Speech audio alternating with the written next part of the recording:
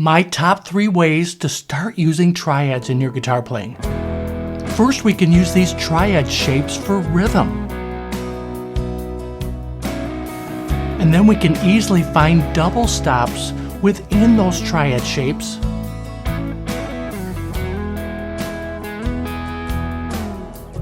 And my favorite is mixing rhythm and lead lines together with these triad shapes.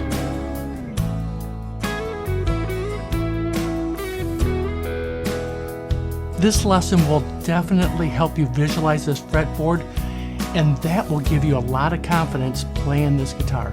My name's Rusty and welcome to my Worship Guitar channel. Today we're going to work in the key of E for these examples, but we're not using full chords. We're going to use these triad shapes. E, B,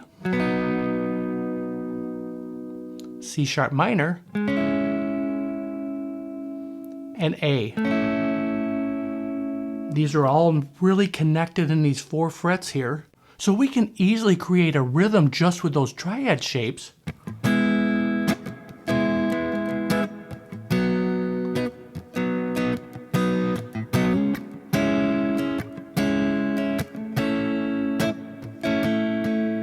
That right there is a great way to play rhythm because you're using fragments of the chords.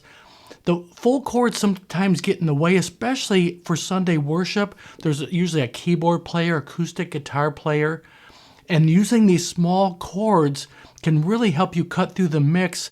To help create movement around these, we can easily locate just 2 notes, some double stops within these triads.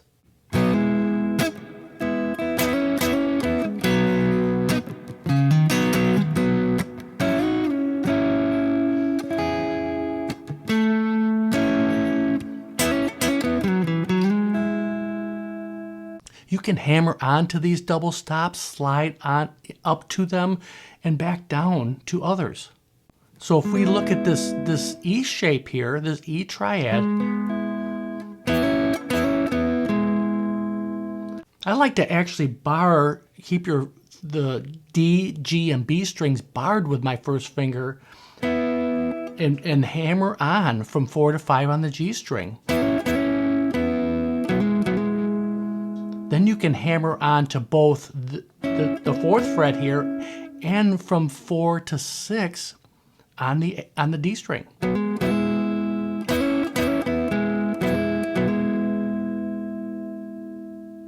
And because then you can peel these fingers off, you're right at the B shape already.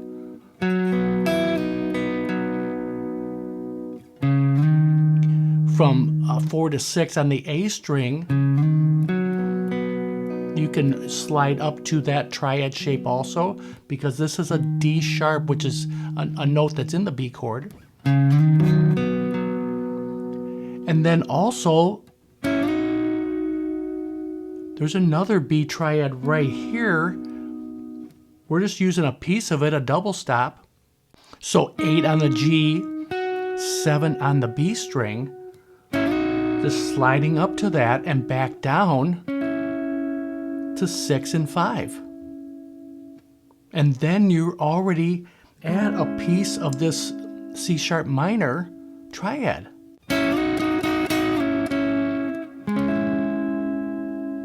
Then it's coming up to the A chord.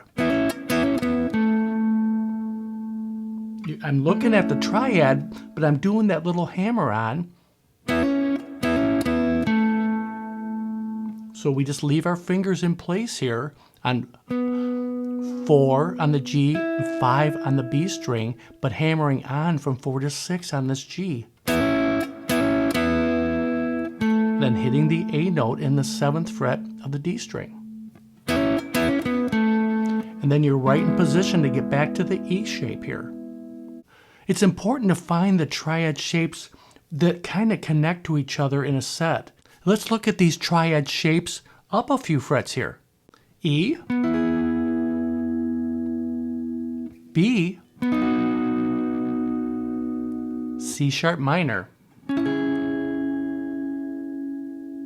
and then A. They're all connected. They're the same notes,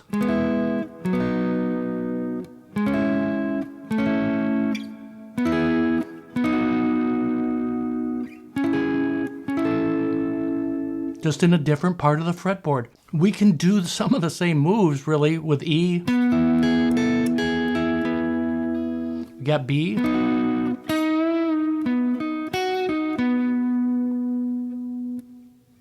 So with the E, you can hammer on and pull off of this A note.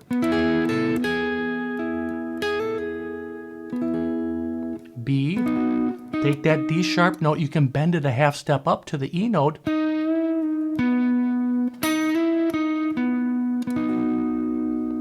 C sharp minor. And that's coming up to the A chord.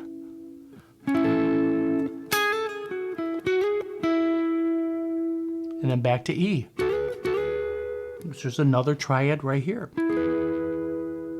So with the A, I'm again just keeping a bar on that 9th fret there of the D, G, and B strings for kind of like for the E shape.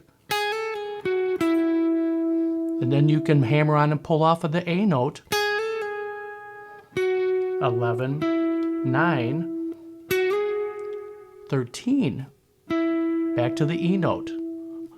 What we're trying to do is follow the chords, play the notes in the chords with single notes to create lead lines, double stops, and rhythm, but we want to combine these elements. So great guitar players find ways to combine these things to create the good melodic sound. This is such a fun way to play the guitar. When we first start to use triads, we need to take the time to locate them on the fretboard and have confidence we know where those are at when these chord changes come up. I hope this helps you start your triad journey and kind of move forward with it. Thanks a lot for hanging out with me, and remember, God is good.